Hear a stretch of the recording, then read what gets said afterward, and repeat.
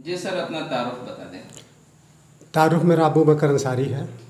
बुनकर समाज से ताल्लुक़ रखते हैं। बुनकर समिति उत्तर प्रदेश के अध्यक्ष हैं। जी, आज पूरे लॉकडाउन के बाद पूरे हिंदुस्तान में कह लीजिए कि अ, किसानों को तो सरकार की तरफ से बहुत सारी मराहत मिल जाती है और लोगों को मिल जाती है, लेकिन जो बुनाई सनत से लोग जुड़े हैं, जो बुनकरी से जुड़े हैं, उनके हालात आज आप भी देख रहे हैं पूरे हिंदुस्तान में। और मऊ खास तौर से जो बुनकर अक्सरियती इलाका है, लेकिन सरकार की तरफ से कोई फैसिलिटी नहीं मिली और सारे कारोबार बंद हैं। क्या कहना चाहेंगे? देखिए, ये बहुत अफसोसनाक बात है कि सरकारें चाहे उत्तर प्रदेश की हो, चाहे थोड़ा तेज सरकारें चाहे उत्तर प्रदेश की हों चाहे केंद्र की हों, बुनकरों के लिए किसी तरह की कोई फैसिलिटी का कोई ऐलान नहीं अब तक किया है। हालांकि उत्तर प्रदेश में किसानों के बाद अगर सबसे बड़ी आबादी देखी जाए तो बुनकरों की है, और बुनाई उद्योग से सबसे ज़्यादा कारोबार लोगों को मिलता है। जहाँ तक मऊ की बात है, मऊ का मेन धंधा, मऊ का मेन बिजनेस बुनाई उद्योग है। अगर बुनाई उद्योग चलेगा तो यहाँ दूसरे भी कारोबार चलेंगे। अगर बुनाई उद्योग नहीं चलेगा तो यहाँ कोई भी कारोबार नहीं चल सकता, क्योंकि सारा कारोबार इससे रिलेटेड है। सरकार यहाँ पे रॉ मटेरियल की दुकान खोल रही है, यहाँ गिट्टी बालू की दुकान खोल रही है, यहाँ किराना और सब्जी की दुकान खोल रही है, लेकिन जो मेन धंधा है यहाँ का बुनाई उद्योग, उसको बंद किए हुए है। बुनाई उद्योग नहीं चलेगा तो यहाँ लोगों के पास पैसा नहीं आएगा। जब सरकार ने, जैसे यहाँ पे डीएम साहब ने कुछ दुकानों को रॉ मटेरियल है उसको खोलने का ऑर्डर किया है, लेकिन आज ताजिरों का एक तरीके से जो व्यू आया है कि अगर यहाँ पे दुकान खोल देंगे, लेकिन जब हमारे जो पहले के माल पड़े हुए हैं, डैम्प हैं, वो जब तक नहीं निकलेंगे, जो जैसे साउथ में या महाराष्ट्र में, तो हमारे कारोबार नहीं चल सकते। तो ऐसे में सरकार को क्या करना चाहिए? देखिए, कारोबार चलाने के लिए दो पहिया की ज़रूरत पड़ेगी। एक तो रॉ मटेरियल आए और उससे माल पैदा हो, दूसरा ये कि जो माल प्रोडक्ट हो उसकी बिक्री हो। जब तक उसकी बिक्री नहीं होगी तब तक पैसा नहीं बनेगा, और जब तक पैसा नहीं बनेगा ना हम रॉ मटेरियल ले पाएंगे और ना हम माल बनाने वाले की मजदूरी दे पाएंगे। तो सरकार को चाहिए कि गुड्स कैरियर को खोल देना चाहिए, जो एक प्रदेश से दूसरे प्रदेश में गुड्स ट्रांसपोर्ट को खोलना चाहिए, ताकि माल का आना और जाना शुरू हो जाए। जब तक माल जाएगा नहीं, माल तब बिकेगा कैसे? और लोगों के पास एक बैग लॉकडाउन के ऐलान की वजह से लोगों के पास पहले ही काफ़ी माल डंप पड़ा हुआ है, इसलिए लोग मज़ीद अपने माल को प्रोडक्ट करना नहीं चाहते हैं। तो रॉ मटेरियल खोल देने का मसले का हल नहीं है। मसले का हल तभी होगा जबकि यहाँ से माल, जो प्रोडक्ट माल है, जो बनी हुई साड़ियाँ हैं, वो बाहर दूसरे प्रदेशों में जाएं और जा कर के वहाँ बिक्री हों, तब उससे हमको कुछ पैसा मिलेगा तो हम रॉ मटेरियल भी खरीद पाएंगे और जो इसकी मजदूरी होगी बुनकरों को भी दे पाएंगे। अगर ऐसा नहीं होता है तो बुनकरों पर इसका कोई बढ़िया असर नहीं पड़ेगा। अच्छा, जो ये लॉकडाउन की सूरत 50 दिन से ऊपर हो गई है मऊ में, तो बुनकरों पे कितना असर पड़ा है? मैं समझता हूँ कि बुनकरों पर तो सबसे ज़्यादा असर पड़ा है। अगर मऊ में देखा जाए तो अगर किसी भी कौम पर, किसी भी उद्योग पर अगर असर पड़ा है तो 101% बुनाई उद्योग पर इसका असर पड़ा है। और जो बुनाई उद्योग में बुनकर है, जो बुनाई करता है, जो मजदूरी का काम करता है, इस पर सबसे ज़्यादा असर पड़ा है। अब बुनकर हाथ फैलाने का आदी नहीं है, ये एक खुददार कौम है, ये तो भूखों मर सकती है लेकिन ये किसी के सामने हाथ नहीं फैला सकती। इसलिए यहाँ के जो अंदर के हालात हैं, जो बहुत ख़राब हालात हैं, जो लोगों के अफाके हो रहे हैं, वो बच्चों के रोने से पता चलता है कि इनके घर में आज खाना नहीं बना है, इनके घर में आज चूल नहीं जली है। तो ले दे करके किसी तरह से जिसके पास जो कुछ होता है वो मदद करता है। तो सबसे ज़्यादा अगर कोई प्रभावित है तो वो बुनकर है, और बुनकरों को सहायता के नाम पर, सहयोग के नाम पर सरकार की तरफ से किसी तरह की कोई सहूलियत नहीं दी गई है। जैसे अगर लॉकडाउन हटता है, आम जिंदगी बहाल होती है, तो सबसे खास चीज़ है रोटी, कपड़ा, मकान और एजुकेशन। तो बुनकरों के लिए ये सारी चीज़ें हासिल करना बहुत मुश्किल होगा, तो सरकार से क्या डिमांड करना चाहिए? सरकार ने जिस तरह से, अभी कल हमारे प्राइम मिनिस्टर जी ने 20 लाख करोड़ रुपए की योजना की घोषणा की है, उसमें किसानों का जिक्र किया है, उसमें छोटे कारोबार का जिक्र किया है, उसमें मज़दूरों का जिक्र किया है, लेकिन मुझे अफसोस से ये बात कहना पड़ता है कि बुनकरों का उसमें उन्होंने जिक्र नहीं किया है। बुनकरों को भी एक आर्थिक पैकेज की ज़रूरत है, बुनकरों के कारोबार को बढ़ाने के लिए भी आर्थिक पैकेज की ज़रूरत है। हाँ, हम ये मानते हैं कि आज तक, अब जब से ये सरकार बनी है, बुनकरों के लिए सरकार ने कुछ नहीं किया। पिछले की जो सरकारें रहा करती थी, मैं समझता हूँ कि 90 से पहले की, वो बुनकरों के लिए बाकायदा योजना बनाती थी, बाकायदा इनके लिए बजट अलाउ करती थी, बाकायदा इनके माल को खरीदने के लिए handloom corporation, UP handloom corporation को चलाती थी, इनके प्रोडक्ट माल को खरीदती थी और अपने शोरूम से बेचती थी, इनको रोज़गार मुहैया कराती थी। लेकिन 90 के दशक के बाद जितनी भी सरकारें आई हों, चाहे वो किसी भी दल की रही हों, इन बुनकरों को पूरी तरह से नज़रअंदाज कर दिया है। क्या कमी थी कि नज़रअंदाज कर दिया? नज़रअंदाज करने की क्या कमी थी? बुनकर तो एक तो बेचारा अनपढ़ जाहिल है, इसके पास कमाने का साधन बहुत नहीं है, इसका घरेलू उद्योग है, ये उसी में लगा रहता है। और ये जो राजनीति है, वोट की जो पॉलिटिक्स है, जब तक जो कौम सक्रिय नहीं होगी तब तक उसका कोई सुनने वाला नहीं है।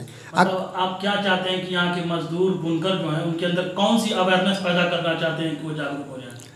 हम ये चाहते, देखिए, अब चाहे वो बुनकर हो, चाहे समाज का कोई भी आदमी हो, कम से कम 3 मोर्चे पर उसको सोचना पड़ेगा आज के दौर में, आज के भारत में।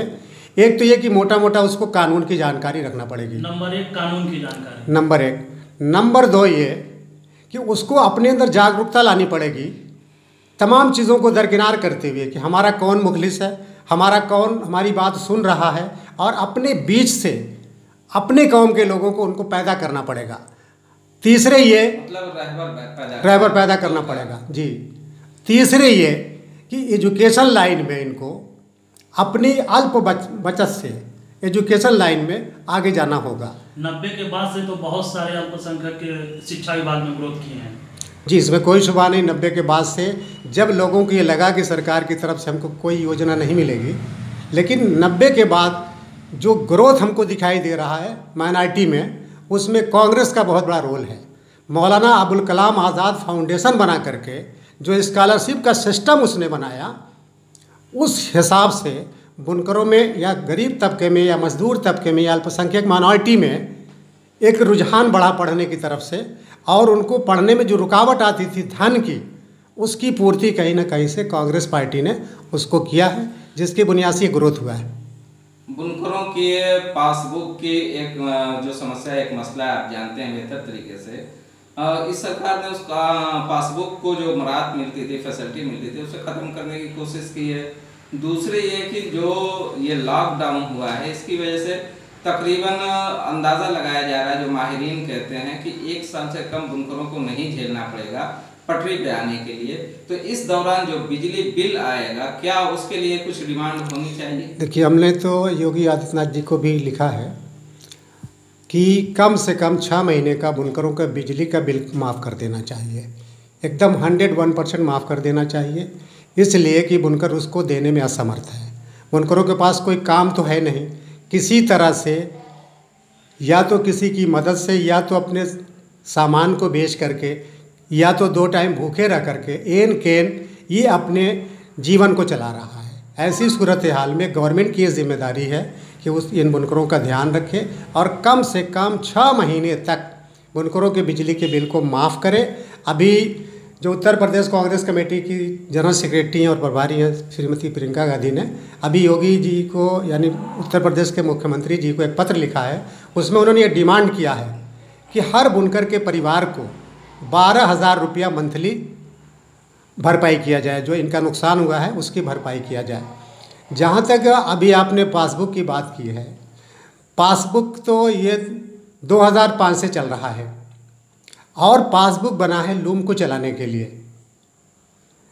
जब ये पासबुक बना था उस समय जो सब्सिडी गवर्नमेंट देती थी वो 300-350 करोड़ रुपया थी, अब उसको बढ़ा करके 900 करोड़ रुपया हो गया वो, जिसकी वजह से उत्तर प्रदेश की वर्तमान सरकार ने अब एक आदेश के ज़रिए ये करना चाहा है। अभी उन्होंने इसको किया नहीं है, उस पर रोक लगी हुई है कि इतनी लंबी सब्सिडी हम नहीं दे पाएंगे।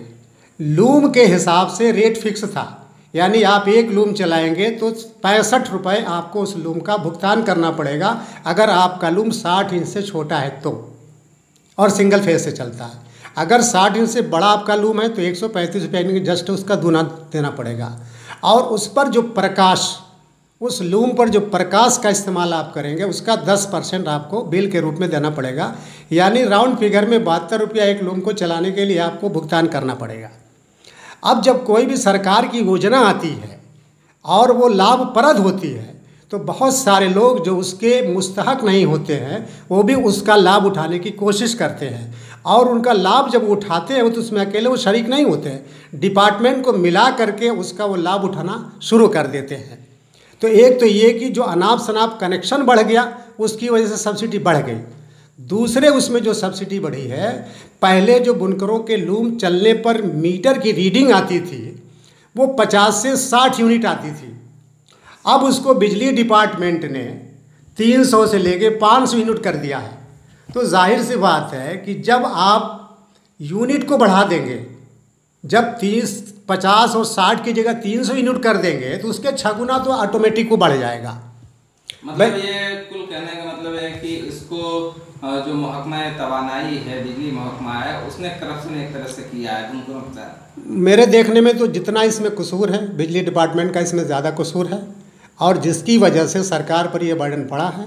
सरकार अगर इसकी ईमानदारी से स्वच्छ जांच करा दे तो अभी जो उसकी सब्सिडी है वो घट करके अपने असली रूप पे आ जाएगी और बुनकरों को भी इसका लाभ मिल जाएगा। बुनकरों का खास तरीके से बुनकरों के अंदर जो नई जनरेशन है, क्या पैगाम देना चाहते हैं? हम उनको यही पैगाम देना चाहते हैं कि सबसे पहले वो एजुकेशन पर ध्यान रखें, दूसरे मोटे तौर पर कानून की जानकारी रखें, तीसरे अनाप शनाप चीज़ों से परहेज़ करें। अगर कोई उनको गाली देता है, कोई उनके मज़हब पे हमला करता है तो वो हमला इसलिए करता है कि इसमें इनको उलझा के छोड़ दिया जाए, उससे वो परहेज़ करें। ज़रूरी नहीं कि हर चीज़ का जवाब दिया जाए, ये ज़रूरी नहीं कि गाली का जवाब गाली दिया जाए, ये ज़रूरी नहीं है। ज़रूरी ये है कि जब कोई गाली देता है तो उसको बर्दाश्त किया जाए। उमूमन आम तौर से जो बुनकर है उसमें अधिकांश मुसलमान हैं, इस्लाम को मानने वाले हैं। तो इस्लाम तो ये कहता है कि अगर आप पर कोई ज़्यादती करता है, जुल्म करता है तो आप उसको बर्दाश्त करिए। अगर आप उसका जवाब देने लगेंगे तो ला मुहाला उसका आपको अधिक से अधिक नुकसान उठाना पड़ेगा। इसलिए हम इनको, उन तमाम लोगों को यह देना चाहेंगे कि कम से कम आप एजुकेशन की तरफ ध्यान रखिए और अनाप शनाप चीज़ों से बचिए और अपने रोज़गार पर तवज्जो करिए और राजनीति में, पॉलिटिक्स में अहम भूमिका निभाइए। ठीक, शुक्रिया, बहुत शुक्रिया। बुनकरों की समस्या कैसे खत्म हुई है, सरकार से आप क्या डिमांड करेंगे? सरकार से हम यही डिमांड करेंगे कि पूरे उत्तर प्रदेश के बुनकरों का सर्वे कराए, सर्वे करा करके उनकी हकीकी ओरिजिनल तादाद को मालूम करें। बुनकर दो तरह के हैं, एक बुनकर है मास्टर वीवर उसको बोलते हैं, जो 10, 20, 50, 100 लोगों को काम देता है, और एक वो बुनकर है जो अपने घर के अंदर में या अपने शेड के अंदर में लूम या हथकरघा लगा करके चलाता है। तो जो लूम या हथकरघा लगा के चलाता है ये मजदूर बुनकर है। तादाद किसकी ज़्यादा है? जो घर पे लगा के जो घर पे लगा के चलाते हैं, जो मजदूर तबका है, उनकी तादाद 99% है। उनकी तादाद 99% है, 99% वही लोग हैं, वही मजदूर बुनकर हैं। इनकी सरकार गणना कराए और गणना करके इनका रजिस्ट्रेशन करे, इनको अपने यहाँ दर्ज करे, और इनको जो जिस तरह से किसानों को सब्सिडी मिलती है उस तरह से इनकी सब्सिडी की व्यवस्था करे। जैसे योजनाएं आती हैं, इससे सरकार को बहुत बड़ा लाभ मिलेगा। बुनकरों को लाभ कितना मिलेगा? सरकार भी तो जानते हो कि बुनकरों से हमारा बहुत बड़ा लाभ है, फिर क्यों नहीं उसकी योजना? सरकार को इसका इतना बड़ा लाभ मिलेगा कि सरकार के बगैर धन लगाए बहुत बड़ी समस्या का समाधान हो जाएगा कि बहुत सारे लोगों को रोज़गार मिल जाएगा, और रोज़गार की जो समस्या सरकार के सामने उसका हल हो जाएगा। ठीक।